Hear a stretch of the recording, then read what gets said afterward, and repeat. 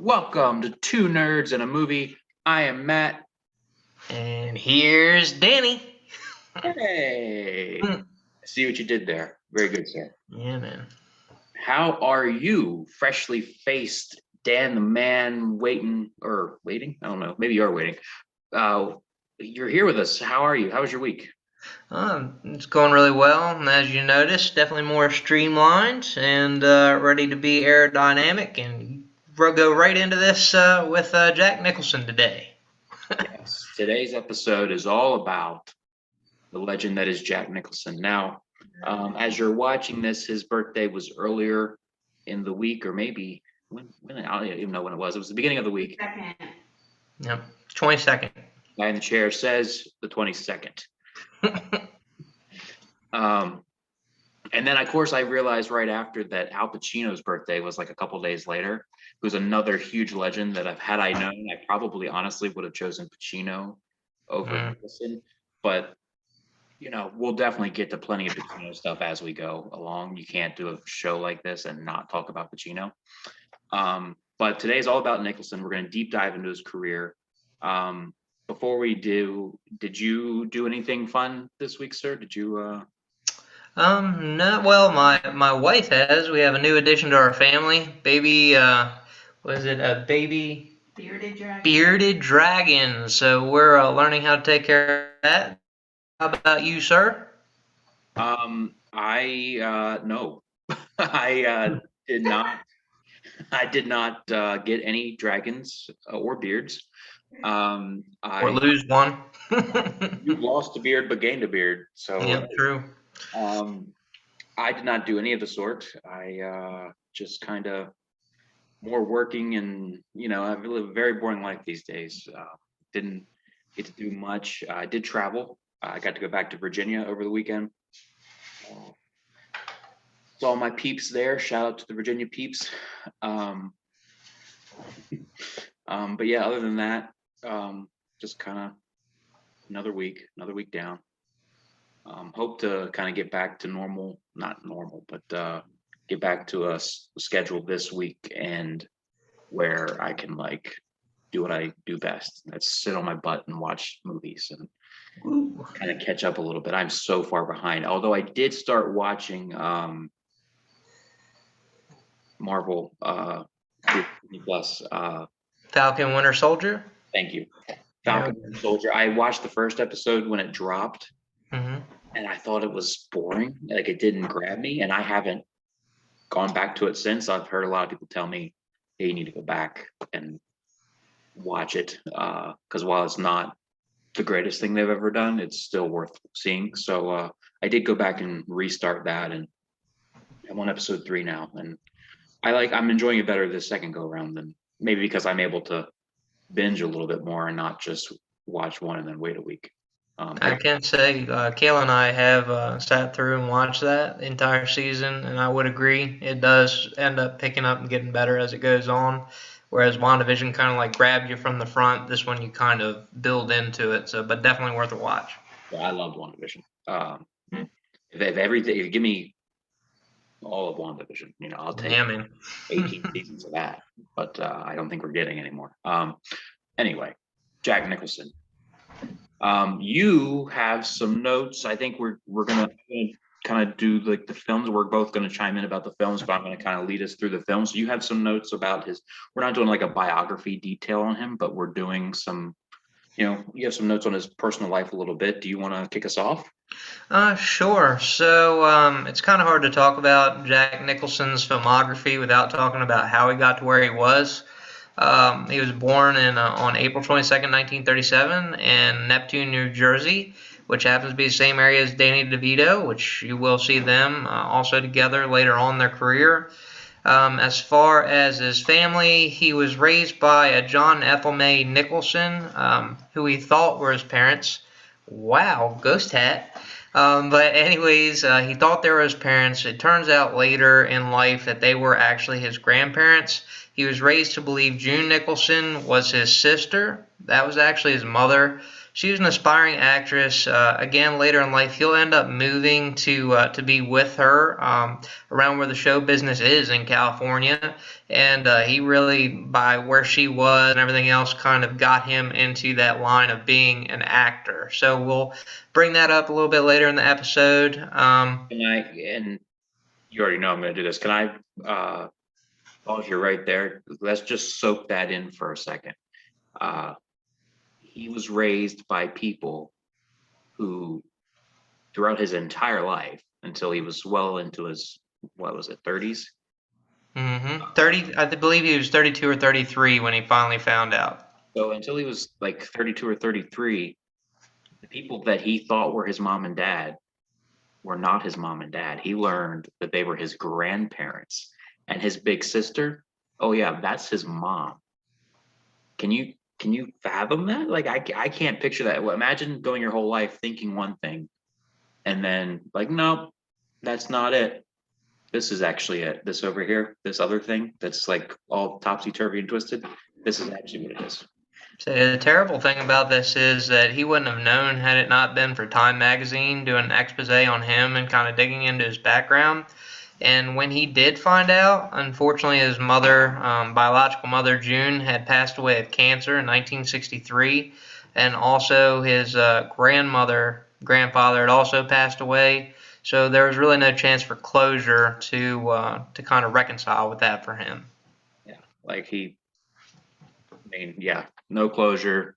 You learn this massive secret while you're doing an interview for Time magazine about a film.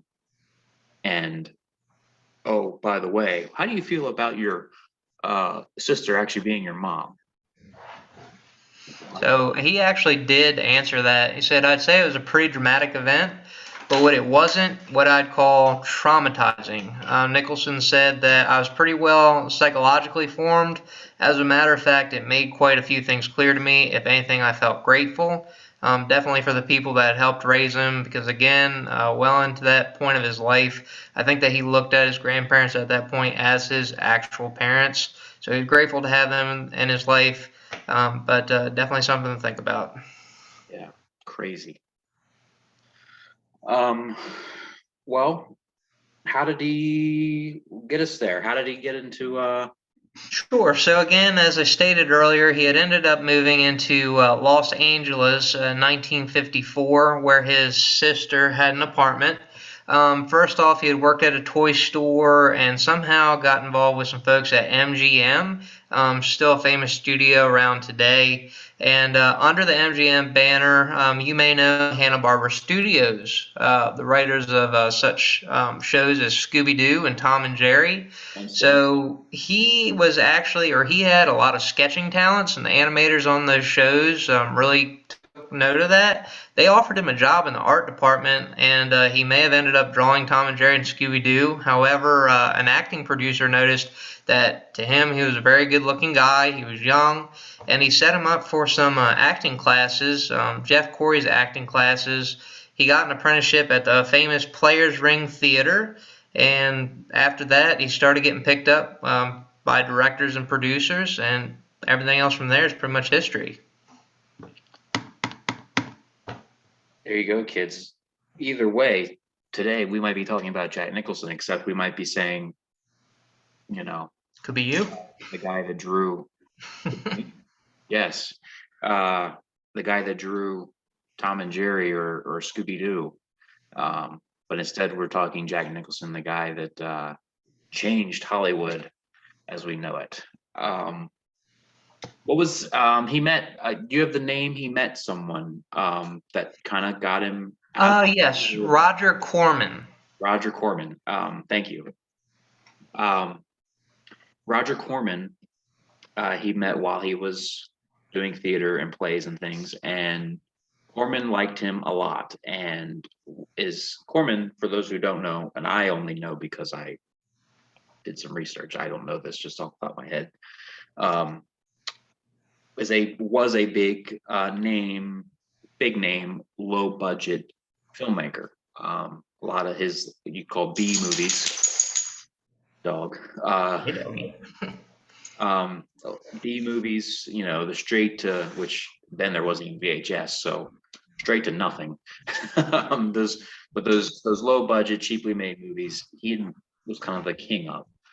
He was kind of this generation's Kevin Smith, shall we say. Corman saw him and casted him in his very first feature film, The Crybaby Killer, in 1958. Now, so not only is he just doing plays and things and gets spotted and gets, discovered, but the very first thing he's in, a lot of actors, you don't see that. A lot of people, when they get discovered or whatever, or they're building up their career, they'll do little small parts in like movies, bigger movies or whatever. No, not Jack. His first movie ever was a starring role. The Crybaby Killer came out in 1958. He plays a teen who mistakenly thinks that he's killed someone and ends up taking hostages. I meant what I said, Jimmy. It's all right for you to come out. He's lying. He's just saying that so I'll give up. Boy, that little baby ain't done you no harm. Shut up! Nobody's talking me out of here! Shut up and sit back where you belong, both of you! So he did The Crybaby Killer in 58. Throughout the 60s, he did a lot of low-budget movies, worked with Corman again a couple times. He did The Little Shop of Horrors. He did The Terror, The Raven, Studs Lonigan, Back Door to Hell, Ride in the Whirlwind, The Shooting. A lot. He did 2 episodes of The Andy Griffith Show. But his breakthrough performance, the one that kind of, this is a guy. This is someone big to pay attention to. 1969. So for a decade of doing just kind of small, low budget horror things, 1969 he gets cast as George Hansen, an alcoholic Southern lawyer, in Dennis Hopper's Easy Rider. These ain't no pork chops. These are U.S. prime. Sight, man. Oh, I'd like to get over there. How long did you boys say it was gonna take you to get down there? Oh, about 2 or 3 days. 2 or 3 days, that right. Oh, boy, I sure wish I was going with you. Yeah? You got a helmet? Oh, I've got a helmet. Also had Peter Fonda. Dennis Hopper was in it as well. It got Nicholson his first nomination for an Academy Award for Best Supporting Actor. And on that note, while we have you there, I did want to backtrack just a touch. So at that point in Nicholson's career, I know you had mentioned briefly Ride the Whirlwind. That was actually scripted by Jack Nicholson himself. So he did dabble in producing and writing screenplays as well. So kind of interesting. And also it's strange, and we'll talk about this later in some of the other movies, but just how you luck into certain roles, or for him, again, this role, which really was his breakout role at 33 years old. The reason why he was casted, he was not originally casted to be George Hansen, but Rip Torn was, recently deceased. Rip Torn, but he had gotten, I know I did want to put that in there, but he had gotten in a fight with Dennis Hopper, which turned violent, so he was removed from the set, and that kind of opened that up for Mr. Jack Nicholson there. So interesting fact there. Yeah. So 33, boys and girls, is when he's Easy Rider, his first breakout movie. I'm not even 33 yet. Like you mentioned a little bit ago, I could be Jack Nicholson. And I apologize ahead of time if I'm looking off the screen or to the side. I got notes kind of everywhere. I got notes over here that you can't see. I got notes down here that you can't see. Just because I'm not the world's, knowledgeable Jack Nicholson expert, but Oh my gosh. But that's a thing with Jack Nicholson. We should have probably stated that in the beginning. Like, he is such a famed and critically acclaimed actor.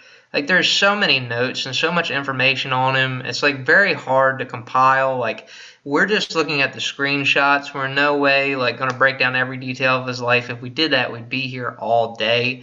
But just to hit the highlights and really like what kind of makes him iconic in a lot of his fans' minds and what stood out to us. yeah, like I couldn't have said it better. Like we're not gonna talk about each and every movie, just because we would be here forever and you'd be shutting us off after a half hour, which I hope you don't do, because I can promise you we're not going to talk about all of his movies, but I can't promise you that we're going to be less than a half hour, because he is a legend and we do want to hit the high notes. And even with just hitting the high notes, there's a lot of high notes. So before we move forward again, I'm losing you. Piece of information I wanted to Mr. Jack Nicholson was introduced to a gentleman named Stanley Kubrick, who I know we'll be talking about in just a short while. He wanted Nicholson to be cast in the role of Napoleon Bonaparte in a biopic, but the plans later fell through. However, this wouldn't be the last time we'll hear that name, and I know you're going to hit that in a little bit as well. So, yes, and you cut out, you froze like for a second there. He came back as Stanley Kubrick, so he got to meet Stanley Kubrick, and I heard the biopic thing and everything. But how did he meet him? Did it say? it didn't say exactly, just that they were introduced in the 1970s, early 1970s. Okay. So after getting a nomination for the Academy Award for Easy Rider, in 1970, he starred in 5 Easy Pieces, which was a surprise hit for everyone involved. He plays a former musical prodigy who picks up, along the way, oil rigs when he's not, in bars and motels and doing other things. Had co-starring Karen Black from Great Gatsby fame and House of a Thousand Corpses. Shout out Rob Zombie. Also, Sally Struthers from All in the Family, the TV show, was in this. It got Nicholson his second Academy Award nomination for Best Actor, not supporting, Best Lead Actor. Is this the one, or is that not this? This is one that has a fun fact for you guys. So if you've actually sat down and watched this movie, there was a scene where he tries to order just toast. And again, this is something that's kind of interesting to me. So Jack Nicholson in real life told his story to the director and the screenwriters, like what had happened at a Hollywood restaurant called Pupi. I want to say I'm pronouncing that right. If I'm not, I'm so sorry. But he had an experience in a restaurant where he tried to order just toast. And it was kind of a weird situation. They would not let him order just toast and told him he had to order it as a part of a chicken sandwich. And there's a famous line in that movie. It's like, well, give me the chicken sandwich. You can hold the chicken between your legs and just give me the toast, and I'll pay for the whole thing. So just an interesting thing how part of the actor's personal life got worked in that movie, and part of why like that movie wouldn't have been as iconic had he not been a part of it. I'd like a plain omelet, no potatoes, tomatoes instead, a cup of coffee, and wheat toast. No substitutions. What do you mean, you don't have any tomatoes? Only what's on the menu. You can have a number 2, a plain omelet. It comes with cottage fries and rolls. Yeah, I know what it comes with, but it's not what I want. Well, I'll come back when you make up your mind. Wait a minute. I have made up my mind. I'd like a plain omelet, no potatoes on the plate, a cup of coffee, and a side order of wheat toast. I'm sorry, we don't have any side orders of toast. I'll give you a English muffin or a coffee roll. What do you mean you don't make side orders of toast? You make sandwiches, don't you? Would you like to talk to the manager? Hey, Mac. Shut up. You've got bread. and a toaster of some kind? I don't make the rules. Okay, I'll make it as easy for you as I can. I'd like an omelet, plain, and a chicken salad sandwich on wheat toast. No mayonnaise, no butter, no lettuce, and a cup of coffee. And number 2, chicken salad sand. Hold the butter, the lettuce, the mayonnaise, and a cup of coffee. Anything else? Yeah, now all you have to do is hold the chicken, bring me the toast, give me a check for the chicken salad sandwich, and you haven't broken any rules. You want me to hold the chicken, huh? I want you to hold it between your knees. You see that sign, sir? Yes, you all have to leave. I'm not taking any more of your smartness and sarcasm. You see this sign? Exactly. So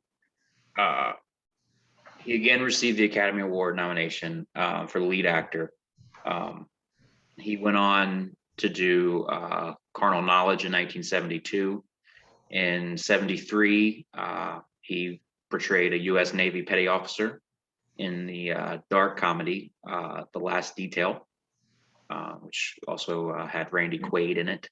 Again, Jack is nominated for the third time, Best actor. Yeah. For an Academy Award for Best Actor. 3 times, 3 strikeouts.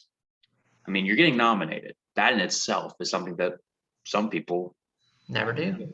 you know, so that in itself is a huge accomplishment. But we know that Nicholson is going to get there.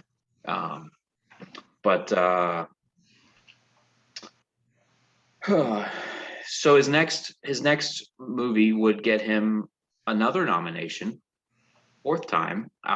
Chinatown. It's one of his most acclaimed performances of his entire career. He plays a private eye who's tasked with tracking down a murderer. Co-starring Faye Dunaway. Okay, go home. But in case you're interested, your husband was murdered. Somebody has been dumping thousands of tons of water from the city's reservoirs, and we're supposed to be in the middle of a drought.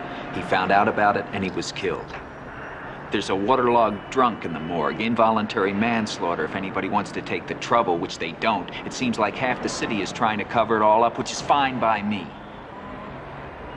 But Mrs. Mulray, I goddamn near lost my nose. And I like it. I like breathing through it. And I still think that you're hiding something.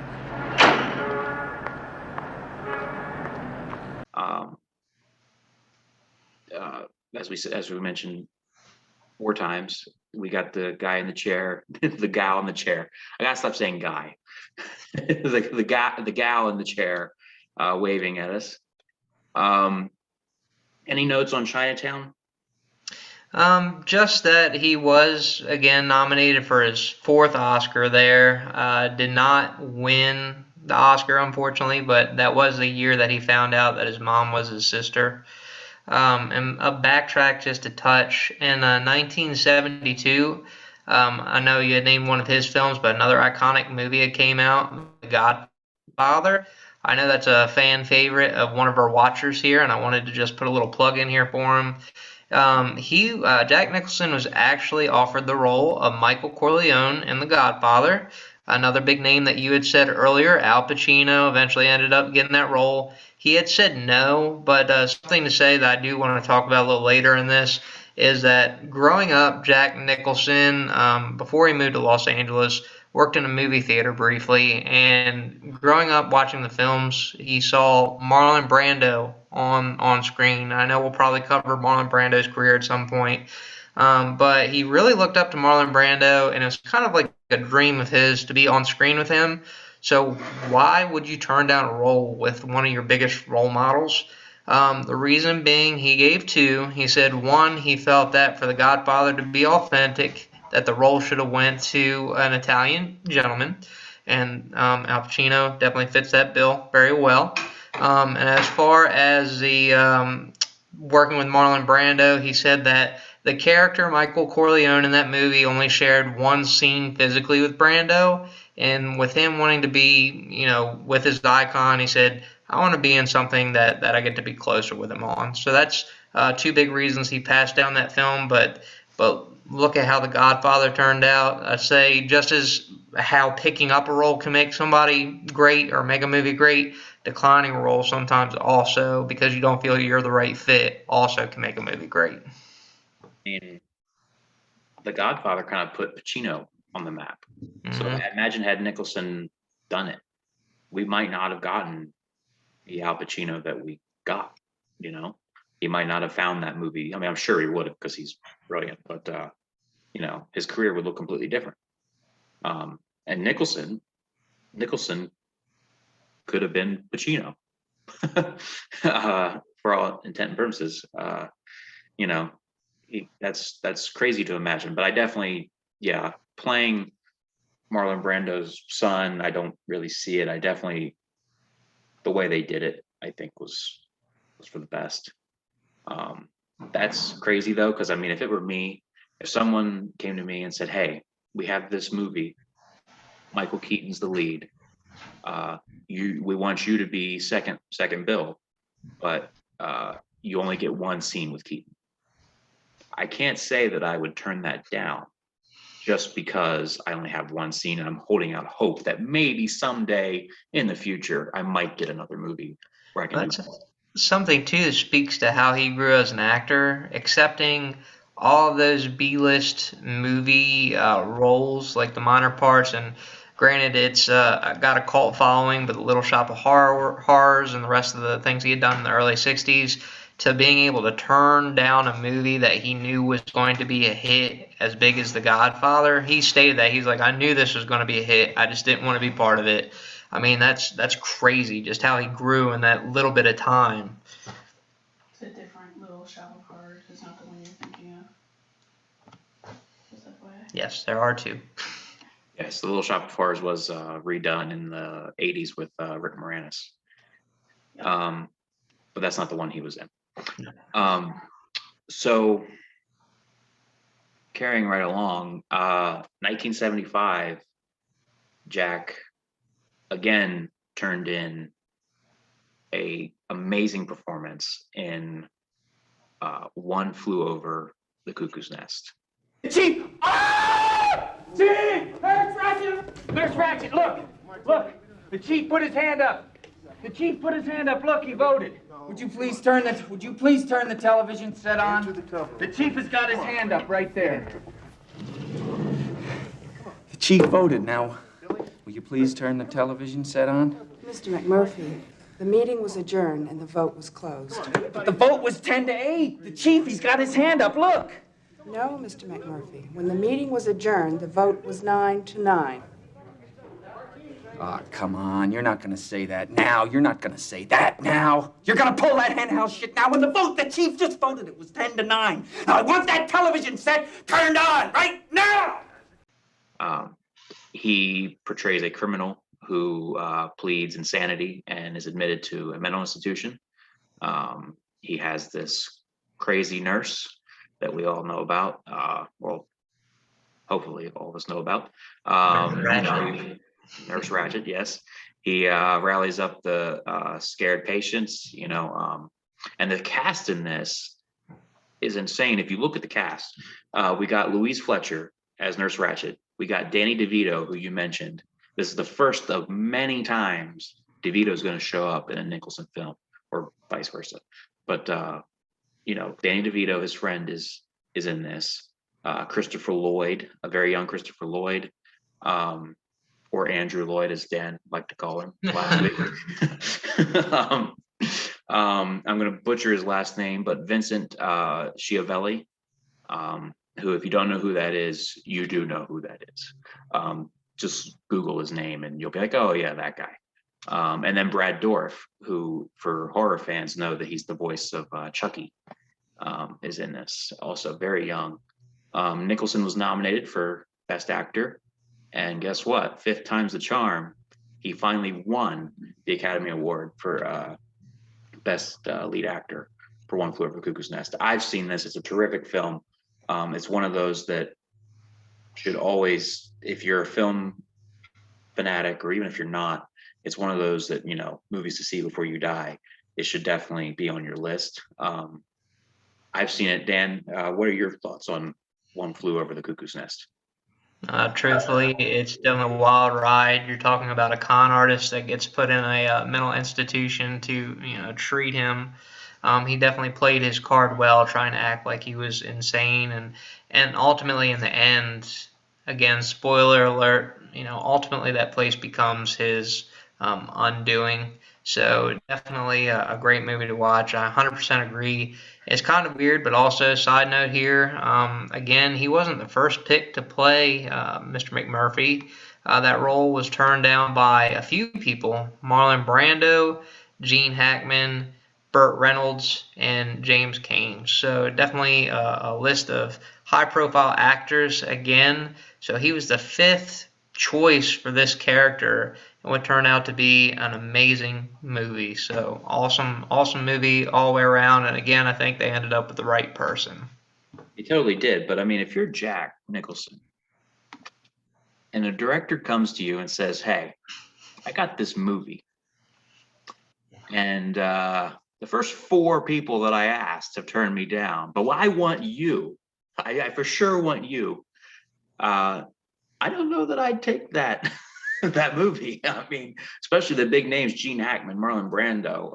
I can't even remember who else you named, but those are huge name actors that turn us down. And he says yes, and it goes back to, again, turning down The Godfather and accepting something like this that The Godfather himself passed on.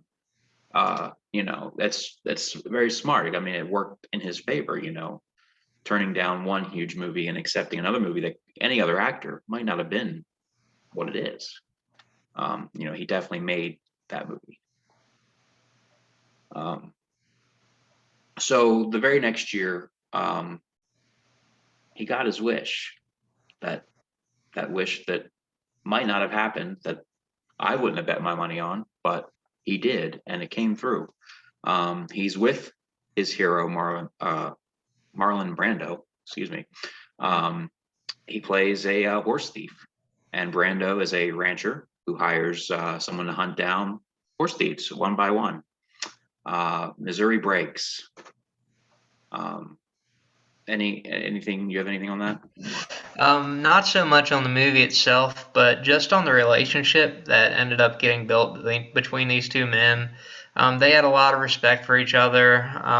It was said Jack Nicholson would joke that while Brando would be out, they lived right down the road from each other. He called him in an interview the man on the hill, literally because he was right down the road and up on a hill from him. That Brando would often stop in Nicholson's home to grab a bite to eat. He'd literally rummage through his refrigerator. And for some reason, when he did this, he thought it would be funny to leave behind a pair of underwear like every time he did.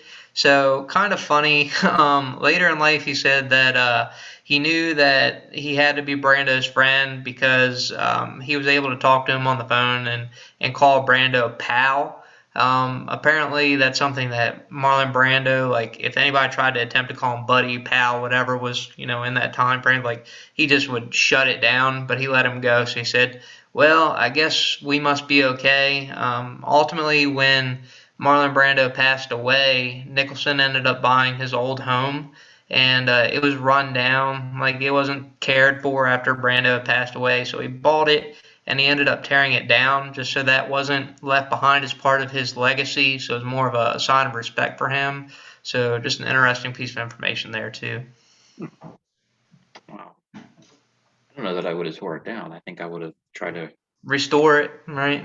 Yeah. With the amount of money I'm sure he had, I'm sure he could have, but it might have been painful for him. Like again, being that house up on the hill just to look over and the man not being there anymore. So I kind of understand it. Yeah. Yeah. He would leave his underwear in his house. That was a sign of friendship. Yeah, apparently, friendship in the 70s was a little different. So Kayla, watch out next time I come over. Oh boy. That's all I'm gonna say.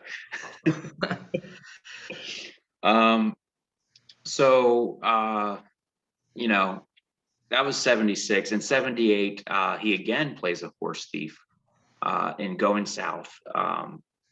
This time he's saved he's a horse thief who's saved from getting hung by a bachelorette who marries him but has ulterior motives. The cast in this is quite astonishing too. Mary Steenburgen, Christopher Lloyd, those two were in Back to the Future 3 together. But Christopher Lloyd appearing again in a Nicholson film. And then John Belushi, late John Belushi, is also in this movie. It's a comedic performance. But his next big thing come in 1980. And I mean, it's a movie that, even though it still holds relevance in today's society. I mean, we came on and you saw my co-host enter with, "Here's Dan," or Danny, whatever you said. You know, it's, "Here's Johnny." You know, that, I mean, Nicholson starred in The Shining, the Stephen King, based on the Stephen King novel. Stanley Kubrick, you know, directed. He plays Jack Torrance, and the Torrance family head to an isolated hotel for the winter to take care of it. Jack gets a job as a caretaker. Once there, there's kind of like a sinister presence. Kind of Jack starts seeing things, and they tell him, you know, essentially to kill his family. His son has the shine, so he's also seeing scary things, past and future. This movie is one of the biggest movies ever made in that, again, it holds that relevance even all these years later. You know, even if you haven't seen The Shining, people know what it is. Little pigs, let me come in.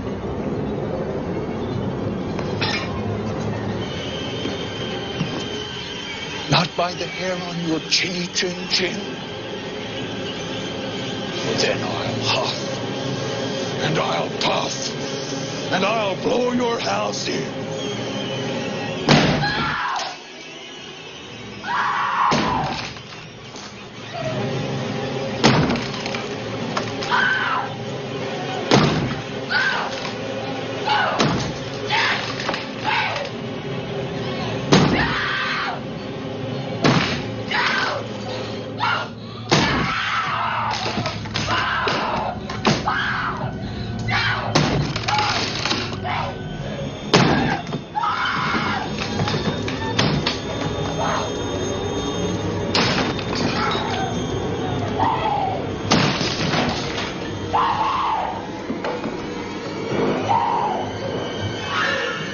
Here's Johnny. What are your thoughts? With The Shining, I think we had talked about it a little bit before, with Jack Nicholson. Like, he is, I would say he is a method actor for sure. And there is a viral video of him getting himself pumped up in the room outside of the bathroom, like jogging in place, working up his blood, and he's playing with the axe, like, I'm a killer, or you are a killer. And when he busts through that door, the iconic "Here's Johnny" was made up by Jack on the spot. Stanley Kubrick loved it. He kept it in the film. And the location that it was shot in is actually the same location. Like, Stephen King, for his inspiration on The Shining, stayed at a hotel.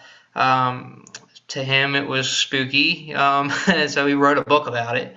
And it's also filmed at the same location that he had stayed. Like, I believe they rented out the whole place, or it was closed for the season or whatever, like it was in the movie, and they ended up filming there. So that's also really, really awesome as well. But man, those little girls freak me out to this day at the end of the hallway. Blood coming out of the elevators, pouring, terrifying. Come and play with us, Danny. Yeah, man. Forever and Yep. ever and ever. Freaky. The Shining is a slow build horror movie. You know, my brother recently commented on another podcast. It's one of his least favorite movies, and that in itself is a crying shame. But I think that the generation gap is what does it, because you go into it expecting, when people ask me, what's your favorite horror movie? No BS, not because we're talking about Nicholson. I always say The Shining. And when people finally watch it, if they haven't seen it, they're like, why is she waving? I do. I want to put something in there. Oh, okay. Even though it's a fan favorite across the world, it's actually, Stephen King actually hates that rendition of it. He does. Yes, he absolutely hates it. He loathes it. Yes. So much that he produced a mini-series version of it in the 90s. He did. Yep. There you go. Yes. So Stephen King, like she mentioned, despises this movie because it veers so far from his source material. Mm-hmm. And he did in the 90s do a miniseries TV movie. It was closer to the book. But when they did the sequel, Doctor Sleep, and everyone was kind of like, well, the book and the movie are both huge in their own right, but they're so totally different and the endings are so totally different. How do we do a sequel, and which version do we do a sequel of? I think they did a brilliant job of kind of combining the two and doing the Doctor Sleep sequel. That movie was scary. I hate that. I will definitely have to do a thing on that movie. I'm sure, like, Kayla probably won't be a part of that one, but definitely we'll have to talk about that one too. Okay, there's a scene in Doctor Sleep, and I think anyone who's seen it will know what scene I'm talking about. Yeah. That was probably the hardest scene to watch That movie. of almost any movie. And it wasn't even that, I mean, it was violent, but it wasn't even that violent. It was just what was happening in it was brutal to watch. Even like, when I say violent, I don't mean like what was happening was definitely violent, but like as far as like blood and guts, it wasn't like that bad, but it was just brutal to watch. Anyway, getting off track, Dr. Sleep did a great job of being a sequel to both the book and the movie. So I lost where I was originally going. Back to 1981, Eugene. He played Eugene O'Neill in the film Reds. Okay. Are we done with The Shining? I think we are. Okay. So there's Johnny, kids. All right. So, yeah. Reds with Diane Keaton was the first time he worked with Diane Keaton. Reds, 1981. He also worked with Jessica Lange, in The Postman Always Rings Twice. In 1982, he did The Border. In 83, he did his next big movie alongside Shirley MacLaine, Deborah Winger, again, Danny DeVito. This movie won him his second Academy Award. Second or third? Second. Yeah, but this was a second. Second. That movie is, of course, Oscar. Oscar, Academy Award, same thing. Terms of Endearment. Oh, just look great. Fine. Great. You're parked in my driveway. You're breaking the law. Thank you. Would you like to come in? I'd rather stick needles in my eyes. Everything would have been just fine, you know, if you hadn't gotten drunk. I mean, I just didn't want you to think I was like one of your other girls. Not much danger in that unless you curtsy on my face real soon. Garrett, what is it that makes you so insistent on shocking and insulting me? I mean, I really hate that way of talking. You must know that. Why do you do it? I'll tell you, Aurora, I don't know what it is about you, but you do bring out the devil in me. 87, he did one of my favorite performances, The Witches of Eastwick. This is not a big movie. This is kind of like a cult following. It has a cult. I think I've seen it. following of sorts. Not everyone loves this movie. It's definitely weird. Cher, Michelle Pfeiffer, Susan Sarandon are all witches, and Nicholson plays the devil.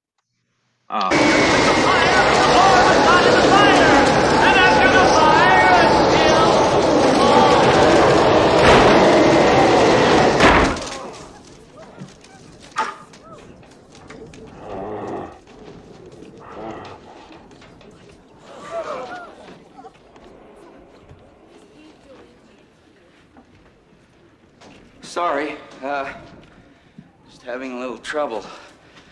A little trouble at home. A little domestic problem.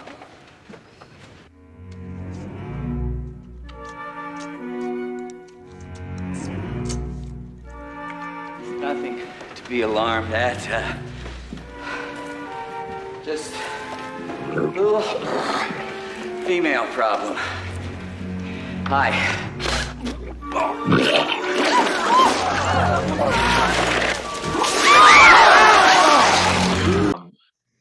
We do have an interesting fact on that. So how he got involved in that project is kind of interesting. It was either his ex-wife or his girlfriend at the time was in talks to be what Cher's character ended up being in that film.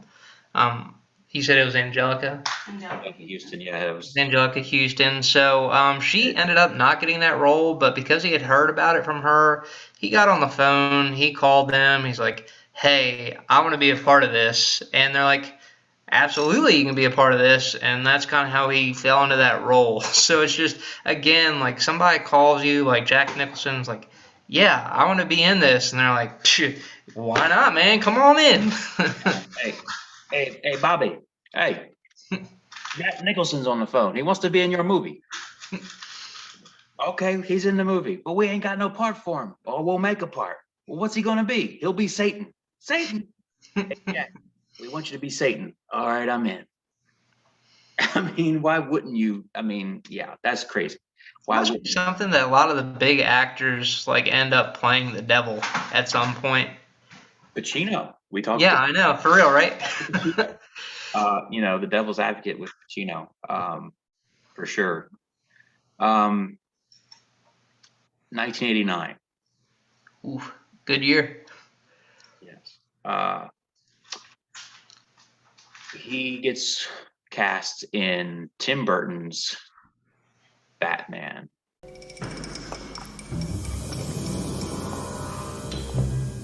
That you, Sugar Bumps? Who the hell are you? It's me, Sugar Bumps. Oh, thank God you're alive. I heard you'd been Fried? Is that what you heard? You set me up over a woman.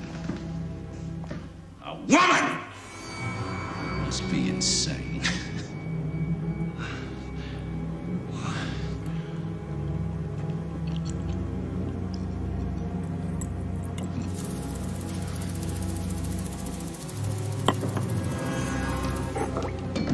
Don't bother. Your life won't be worth spit! I've been dead once already. It's very liberating. You should think of it as therapy. Jack, listen. Maybe we can cut a deal. Jack? Jack is dead, my friend. You can call me Joker. And as you can see, I'm a lot happier. Jack plays the Joker in the first live-action Batman movie. Well, I guess technically the first. There was a movie done in the 60s that was based on the TV show. But the first, you know, for all intent and purposes, first live-action Batman film, especially coming off the 78 Superman Chris Reeve films, Batman hadn't been done. The last time Batman had been done was in the 60s. So it was very corny and cheesy and No, it wasn't. What'd she say? No, it wasn't. I don't think it was corny or cheesy. I loved it. Oh, I love it. but it's cheesy. It's definitely cartoonish in certain senses, but that's like Tim Burton's, like his stamp on that. Well, no, I'm not. I'm talking about the 60s. Oh, the 60s. Oh, I'm sorry. I'm sorry. Yeah. Yeah, no, the 60s version is very cartoony. Pow, wham, I love it though. Yes. Oh, yeah. I'm not knocking it by any stretch of the imagination, but it's just it is that. And so when when Nicholson's cast, which almost didn't happen because Tim Burton has said that he always wanted Nicholson from the very beginning to play the Joker, but Nicholson, they couldn't come to an agreement. And then so Tim Burton has admitted that he purposely played mind games with Jack, hoping that it would work. He went and started having discussions with Robin Williams to play the Joker, and everything was kind of all set in stone except for signing a contract that Williams was going to play the Joker. And when Jack got word of this, Burton's plan worked, and Burton's people reached out, or Nicholson's people reached out, and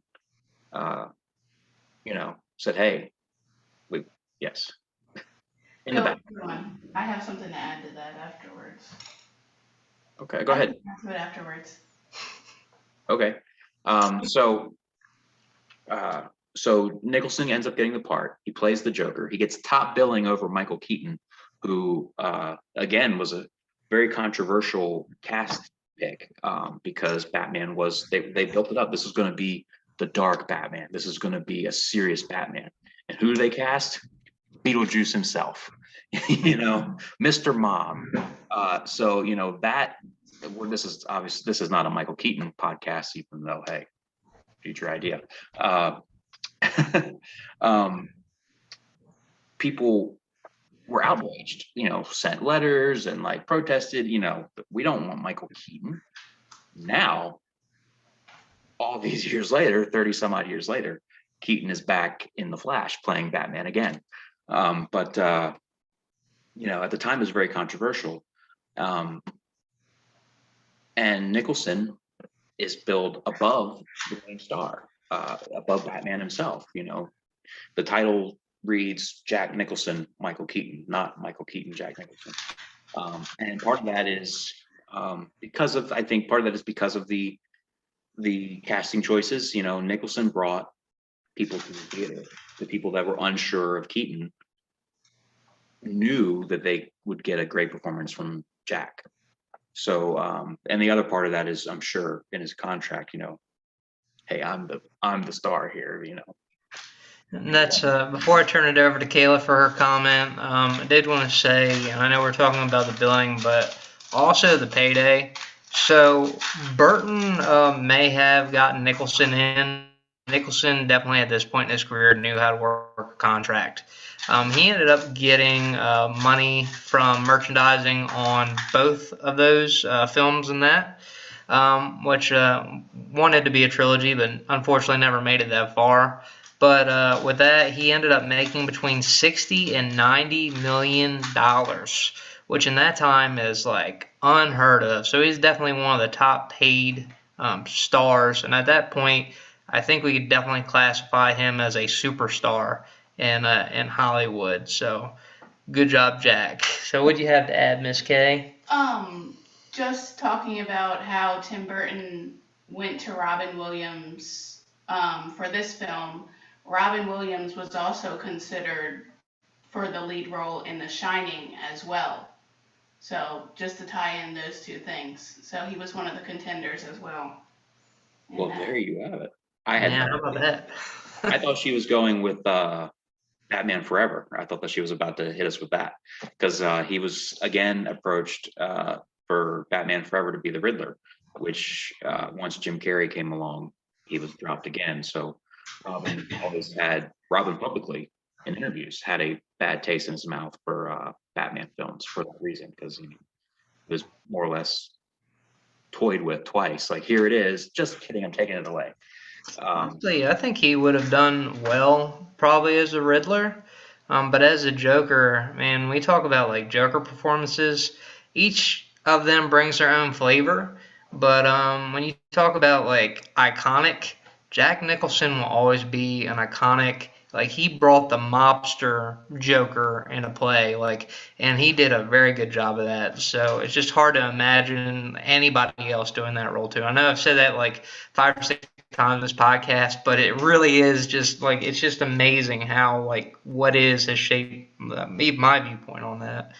If you look at his filmography, you'll be hard to find a movie that wouldn't be as big as it is without him in it. I mean, you take and replace him with any other actor, whatever the movie is, probably not as big of a movie, you know, or at least not as memorable. Even if it's a movie of his that maybe didn't get so big, it's still semi-memorable because he's in it, you know. Whereas if you take him out of As Good as It Gets, or you know, any of his later stuff, especially, you know, wouldn't be close to the same. After Batman, he actually does a sequel to Chinatown, The Two Jakes. So that tells you right there how big that movie was. We brushed over Chinatown a little bit, but you know, that it spawned a sequel, a movie from the 70s, which nowadays is not as rare, but back then it was very rare. A movie from decades before would get a sequel decades later. You know, nowadays that's the thing, you know, but back then that was unheard of. So that in itself is huge. 1992, he would play again. He would be one of his biggest, most memorable performances. I feel like I'm saying that every time. He played Colonel Nathan Jessup in a movie where he only has probably 15-20 minutes total screen time, but in a 2-hour movie. Of course, we're talking about A Few Good Men. And why did he have to be transferred? Colonel, Lieutenant Kendrick ordered the code red, didn't he? Because that's what you told Lieutenant Kendrick to do. Object! And when it went bad, you cut these guys loose! Your Honor, you had markers inside a phony transfer. Your Honor, you doctored the logbook. Damn it, Captain! You coerced the doctor. Consider yourself in contempt. Colonel Jessup, did you order the code red? You don't have to answer that question. I'll answer the question. You want answers? I think I'm entitled. You want answers? I want the truth! You can't handle the truth! Son, we live in a world that has walls, and those walls have to be guarded by men with guns. Who's gonna do it? You? You, Lieutenant Weinberg? I have a greater responsibility than you can possibly fathom. You weep for Santiago and you curse the Marines. You have that luxury. You have the luxury of not knowing what I know, that Santiago's death, while tragic, probably saved lives, and my existence, while grotesque and incomprehensible to you, saves lives. You don't want the truth because deep down in places you don't talk about at parties, you want me on that wall. You need me on that wall. Starring Tom Cruise, Demi Moore, Kevin Bacon. Nicholson plays this colonel who may or may not have given orders to kill a fellow Marine. And it's kind of like a courtroom movie. And of course, one of the most iconic movie quotes and scenes in movie history is Jack, you know, saying, "You can't handle the truth," to Tom Cruise. You know, that movie's huge. And you know, again, goes to show star power that he has. You know, when people watch that movie, I know I did when I first saw it. I watched that thinking Nicholson was going to be a bigger part of it. I mean, he's even billed in the, you know, I think Tom Cruise, I forget the exact billing, but I think it goes Tom Cruise, Demi Moore, Jack Nicholson. And Nicholson's hardly in it.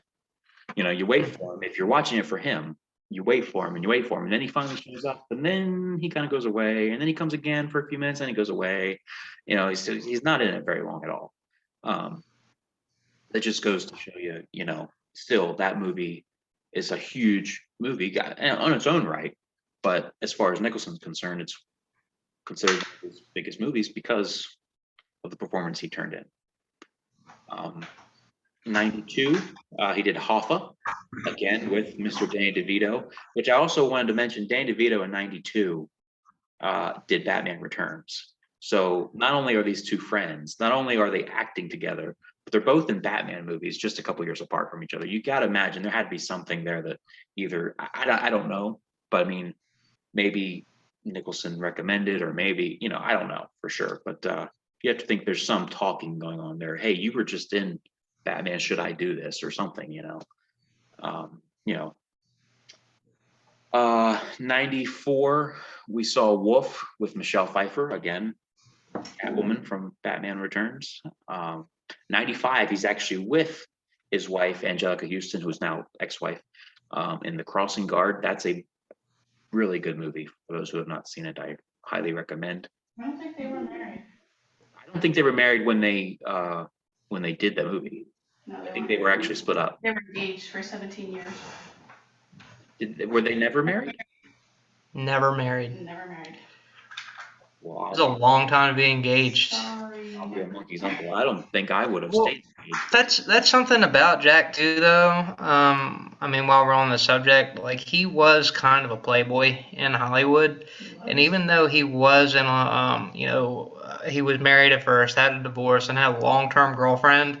Like it was famously stated by his ex-wife that one time they visited Paris, there's a woman that rides by them on a bicycle, and he literally goes and chases her down because he's interested in her, like with his wife or whatever standing there in Paris, just like, what is going on? So, Listen, so he gets away with it, Even though nowadays times are different and might not get away with it, but in those days, plus he's one of the biggest names in the world. Yeah, I agree. He was definitely a player. 1996, he again reunited with Tim Burton. This time it would be a cheesy sci-fi comedy. He actually played two parts, but the main part was the President of the United States, alongside Glenn Close, Pierce Brosnan, Sarah Jessica Parker, Michael J. Fox. Who was that? God, I love this movie. Who was the other guy in it? Oh yeah, Danny DeVito. Yeah. Of course, we're talking about Mars Attacks. Yeah, he said that. What did he? If you haven't seen this movie, go watch it purely for the fun. It's just a fun movie. I mean, it's cheesy as hell, but it's so fun to watch. I could watch it. I don't know if I could watch it all day. I could watch it twice in one day.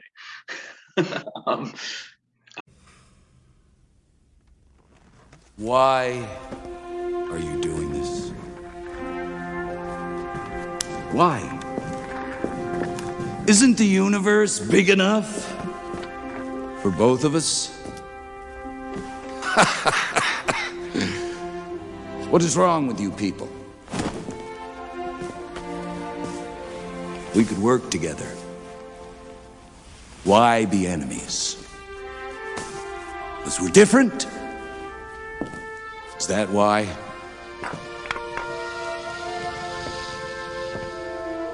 Think of the things that we could do. Think how strong we would be. Earth and Mars together.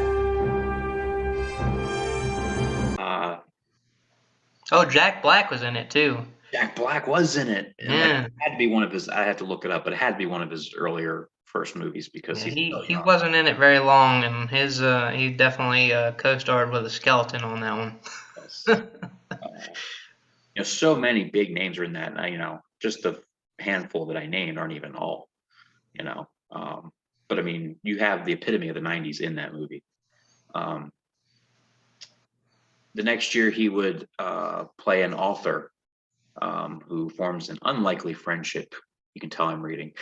He forms an unlikely friendship with a single mom waitress and a gay artist after the artist is assaulted and robbed.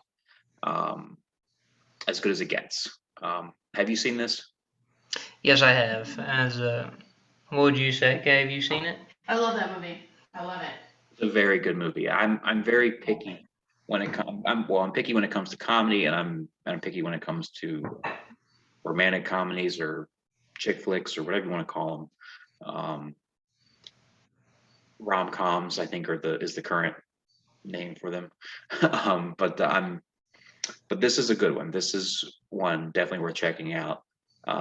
Jack again turns in another great performance. And the friendship, the chemistry is the word I'm looking for between him and Helen Hunt, and even Greg Kinnear, who plays the gay artist. Very very good acting by all three. Very good movie. 2001, he starred in another one of my favorite movies, The Pledge, where he makes a promise to the mother of a murdered young girl that he, even on his retirement, the day he's supposed to retire, a young girl gets brutally murdered, and he makes a promise to the mom that he will stop at nothing to find the killer, even after retirement. 2002, About Schmidt. He's a retired man who embarks on a journey to his estranged daughter's wedding, where again, he learns stuff about himself and life that he never expected. 2003, we get a very popular one with a lot of fans, one that I'm actually not very fond of, but I realize I'm in the minority. Anger Management with Adam Sandler. Whoa, man! Holy shit! What are you doing? I need you to unfluster. My boss is gonna go nuts on me if we're late, so please. We will proceed when you are centered. I'm centered. Come on, there's 10,000 people behind us. Let's go, crazy man! What is that? Is that good? We're going to sing a song. No, I don't want to sing a song. I gotta go. Ah, here we go. The magic of Leonard Bernstein and Stephen Sondheim's West Side Story. I feel pretty. Let's get this thing moving. What the hell's your problem? Shut your pie hole! We're working here! Wow, sorry. Bum, bum, bum. Bum, bum, bum. Bum, bum, bum. I feel pretty. Oh, so pretty. I feel pretty and witty and gay. The iconic scene with John C. Reilly, man. He's, I guess John C. Reilly was a bully in his childhood, and we're confronting him with Adam Sandler. We're confronting in his past the bullies, and he's saying he goes to meet him, and he's not a bully anymore. He's turned into a Buddhist monk. And then ultimately he ends up getting a wedgie from, I believe, Sandler and Jack Nicholson both. Where Nicholson, they start getting chased. He pulls out a water pistol on him, starts shooting the water pistol at him, and then they like haul butt to the car to get away. So there are a lot of funny movements, and I'm on the opposite side of that. I really do like Anger Management. I've only seen it twice. Once when it came out in 2003, and then probably one other time, maybe 10 years ago or so. It's definitely one I probably should revisit, because that happens a lot with me. I'll watch something and not like it, and then years later I'll go back and watch it again and love it. But like I said, I'm very picky when it comes to my comedy. It has no rhyme or reason or rhythm to it. Like, I think Will Ferrell is the dumbest thing in the world, but I love Jim Carrey. Big words. That's funny, because I'm not truly a big fan of Will Ferrell either. I think he does have some good films, but I'm with you. I'm not a huge fan. Yeah, but I love Jim Carrey, which a lot of fans of Will Ferrell will be like, Jim Carrey is the 90s Will Ferrell. And I see that, but like, I just think Jim does it better. Sorry, not sorry. 2003 also, big year. Something's Got to Give. Diane Keaton again reunited with her. This time Keanu Reeves is along for the ride. He's a swinger who, hello, we just kind of talked about. He kind of was in real life. He was on the verge of being a senior citizen and has a taste for the young ones, shall we say, but ends up falling in love with an accomplished woman closer to his age. So we get another rom-com romantic comedy there. Decent movie. You think? Oh, absolutely. And honestly, I think what ended up driving him to kind of calm down in his life was the fact that he had a heart attack. I don't think he's had any issues like that in his later life. I know we will probably talk about his health towards the very end of this podcast, but it's interesting to see. I almost feel like this kind of reflects how he feels in real life. He is or has been stated that the only thing that he regrets is that because of his age now, and I know he wasn't as old then as he is now, but that he was afraid that, or he knew that he's at this point not probably going to be with anyone else, and that he's probably going to die alone, and that is one of his biggest regrets. It's heartbreaking. I almost welled up as you were saying that. I do remember him saying that or reading that in an interview, that he's probably going to die alone because of the choices he made earlier in life, and that is sad. 2006. Big one. Big one. Probably his last really big one. His last, arguably, well, not even arguably, his last huge movie, The Departed, where he plays a mob boss who has a mole in his operation, and he's trying to find the mole. Everyone is in this, like, The Departed starring everyone. DiCaprio, Matt Damon, Mark Wahlberg, Alec Baldwin, Martin Sheen. Oh God, who else? Everyone is in this. Nicholson, of course. This is one that, stands out to me as being his last, as we said, obviously his last big performance, but also like his last Jack performance. Like, he has that signature, Hollywood. Everyone in Hollywood. I'm not in Hollywood, so I don't know. But from watching the interviews and hearing people talk like I do, people say Jack. That's what you got to say. They know who you're talking about. He has this iconic stamp that he puts on everything, and I feel like The Departed was his last Jack movie. I still don't believe he was a cop. I don't believe it. The cops are saying he's a cop, so I won't look for the cop. Are you soft, Fitz? When I tell you to dump a body in the marsh, you dump him in the marsh.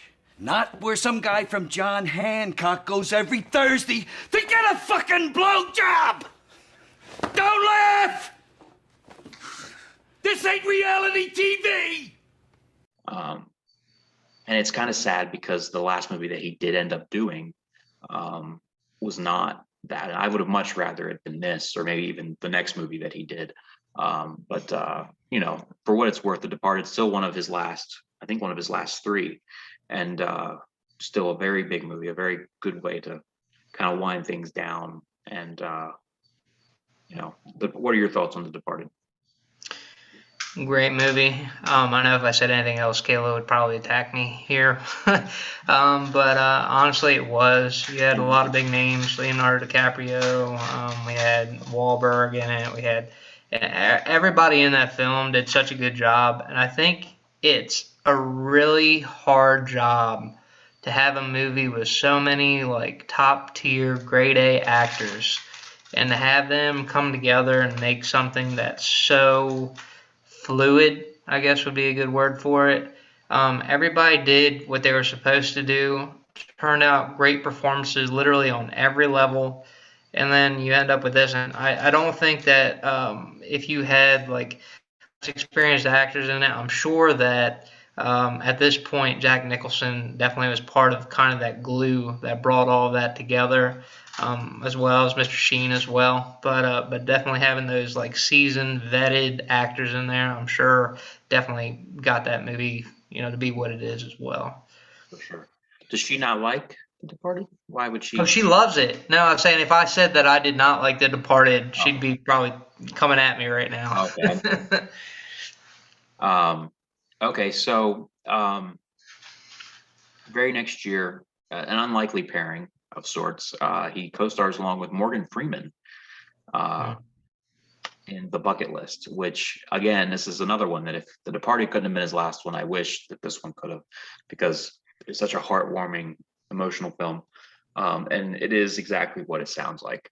Two older gentlemen are essentially dying of cancer and create a bucket list of crazy things they want to do before they leave this earth. And it's just a fun movie, and tearjerker, and uh, Morgan Freeman, is not someone I would have put up with. Let's get Morgan Freeman and Jack Nicholson in a movie together. But I mean, they work so well off one another, and chemistry is definitely there. Uh, this one's definitely one worth checking out for sure. Which brings us to what would be his final movie to date. By the way, for those that don't know, Jack Nicholson is not dead. He's still alive, as far as I know, in good health and standing. We're talking about him like he's no longer here, but he is. He's very much here. Hopefully here for many more years. He just celebrated a birthday, as we mentioned at the top of the show. He's 84 years old. But in 2010, he would star in his last movie to date, How Do You Know, which starred Paul Rudd. George, let's go inside. I have a date. Date? Son, we are in a rapidly evolving situation here. I must tell you, I was afraid to use the telephone. Because? No, don't tell me. I'm not ready to take on anything that I can't handle. George. No, you know what? I know exactly how I'm going to handle the situation. I'm going to treat myself like a company in trouble. What I think is you are just indulging in a lot of neuroses here. No, you start taking on more than you're ready for. The game becomes about how much you can take on instead of how well you handle it. And that applies right now. Stand still. No. You do not have the luxury of not hearing this. God, are you going to make me literally run from bad news? The board has these...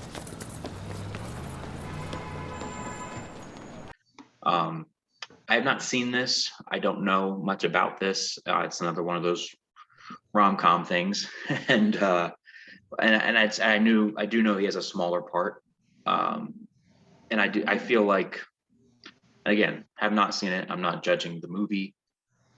It could be a great movie, but I feel like the selfish part of me wishes that this was not his last movie. Whether it be a cameo and Doctor Sleep, or just some, like Scorsese just did that Netflix movie with Pacino and De Niro and The Irishman. Mm-hmm. It was Joe Pesci. I'm sorry, it's late at night as we record this, and my brain is not functioning.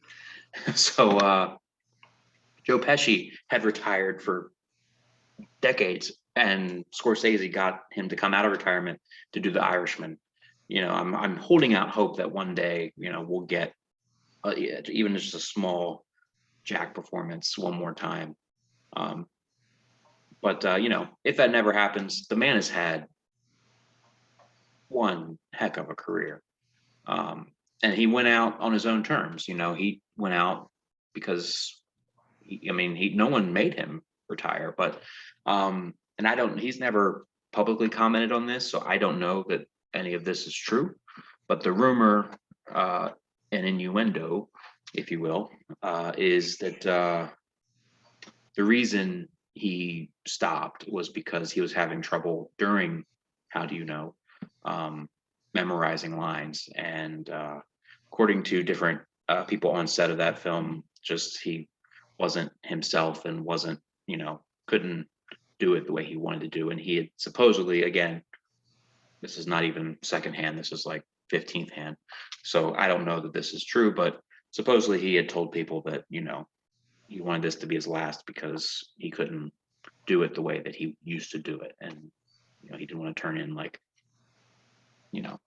performances that weren't as good as he was used to be capable of. Yeah, exactly right. And that's something Kayla just said behind me. I don't know if you guys heard, but Marlon Brando later in his career definitely started going down that. So that might have been a reason Jack looked at that and was like, that's something I do not want to do. Yeah.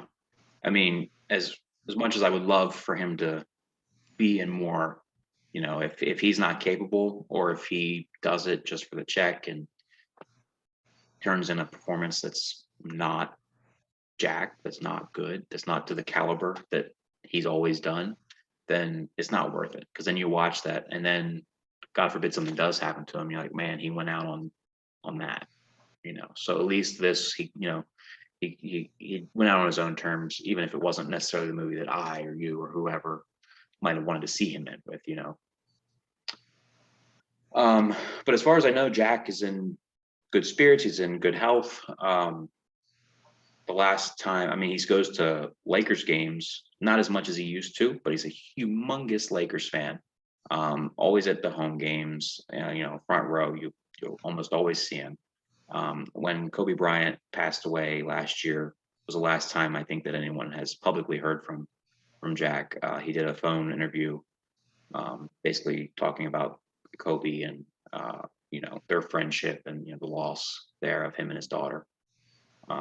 You have a story about a basketball or something, right? Well, I think we might be talking about the same interview. He had just was talking about how when he met Kobe Bryant that he had a basketball in his hands, and he walks up to Mr. Bryant and he's holding the basketball kind of like most fans would, like, yeah, well, he saw my stuff. And instead of asking for Kobe's autograph, he's like, do you want me to autograph this ball for you? And it's definitely something with Jack Nicholson, Mr. Jack Nicholson, that he is, you know, he's a prankster. He likes to play around. You feel that in a lot of his characters. It is kind of light, I think. It was a nice story, just to kind of outline a little bit. And they did later talk back and forth. Don't think there was any clarification as to whether either of them ended up getting an autograph from each other, but you know, you'd hope so. But definitely a light story. The funny thing is, I can hear him saying it in that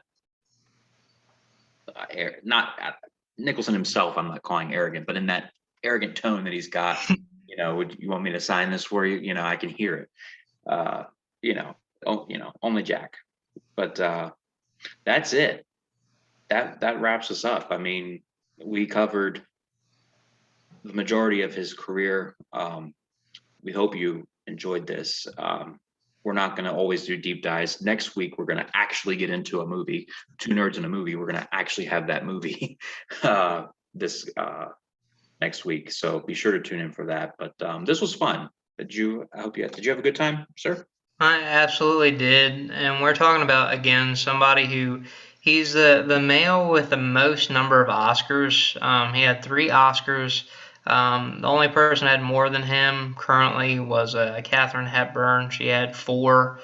He was nominated for an Academy Award every decade while he had acted.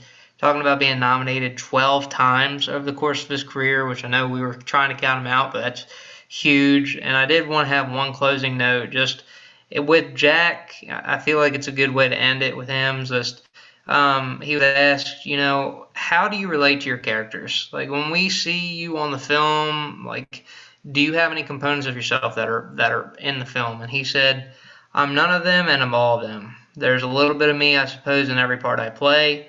As an actor, you can't help inserting yourself, especially if you love acting. And I think that from the movies that we've talked about, you can definitely tell that he loved acting, and he was really good at it. Don't cheer up. He's not dead. I just got to tell Jack Nicholson, legend, great actor.